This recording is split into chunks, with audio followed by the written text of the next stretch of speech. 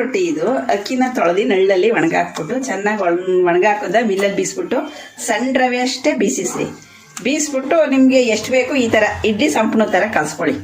ನಿಮಿಷ ಹಿಂಗೆ ಬಿಟ್ಬಿಡಿ. ಹಂಚು ಇಂಡಾಲಿಯಮ್ದು ಹಂಚು ಈ ಥರದ್ದು ಹಂಚು ತಗೊಳ್ಳಿ. ಪಾತ್ರೆ ಅಂಗಡಿ ಸಿಗ್ತವೆ, ಸೀದೋಗೋದಿಲ್ಲ, ಏನೂ ಆಗಲ್ಲ.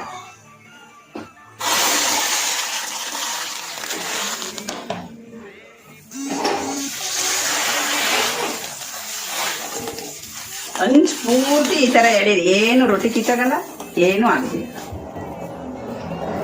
ಕೈ ಕಾವು ಬರಲ್ಲ, ಬಿಸಿ ಬರಲ್ಲ, ಸೀದೋಗೋದಿಲ್ಲ. ಆ ರೊಟ್ಟಿ ಆಮೇಲೆ ಬೇಯ್ತದೆ.